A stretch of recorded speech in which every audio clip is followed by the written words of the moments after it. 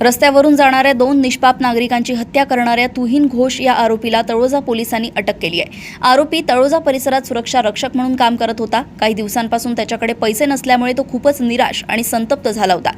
या नैराश्यातून त्यांनी सायकलवरून जात असलेल्या राजू बासुमतारी याच्यावर लोखंडी पाईपने अचानक हल्ला केला। हा प्रकार पाहून मोटरसायकलवरून जात असलेले साईनाथ पाटील यांनी त्याला हल्ला का करतोय असे विचारत थांबवण्याचा प्रयत्न केला, मात्र आरोपीने त्यांच्यावरही त्याच लोखंडी पाईपने हल्ला केला। या हल्ल्यात दोघांचाही जागीच मृत्यू झालाय।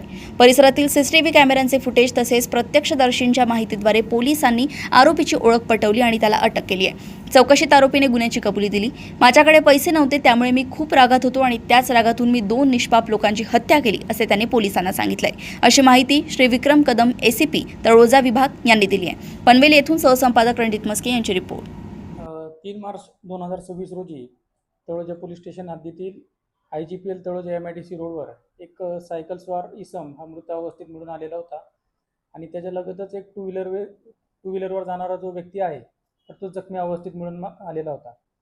सदरची माहिती तळोजा पोलीस स्टेशनला प्राप्त होताच तळोजा पोलीस स्टेशनची टीम तत्काळ त्या ठिकाणी पोहोचलेली होती आणि या घटनेच्या अनुषंगाने तळोजा पोलीस स्टेशन या ठिकाणी CR नंबर 95/26 भारतीय न्याय संहितेचे कलम 103(1) 109 अन्वये आपण गुन्हा दाखल केलेला होता।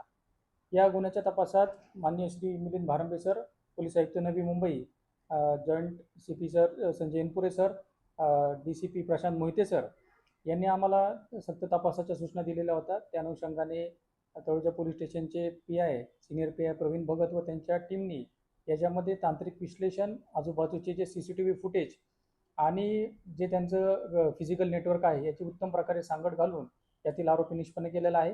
यामध्ये तुहीन विश्वरूप घोष राहणार पश्चिम बंगाल हा आरोपी निष्पन्न झालेला आहे। सदरचा जो आरोपी आहे त्या घटनास्थळाच्या बाजूला एक कंपनी होती, त्या ठिकाणी सुरक्षा रक्षक म्हणून काम करत होता आणि त्याच्याकडे पैसे नसल्यामुळे तो वैफल्यग्रस्त झालेला होता आणि त्या तणावातून त्यांनी लोखंडी पाईपच्या साहाय्याने रस्त्यावरून जाणाऱ्या एक सायकल स्वार इसमाच्या डोक्यात लोखंडी पाईप घालून त्याला मारलेला आहे। त्याचप्रमाणे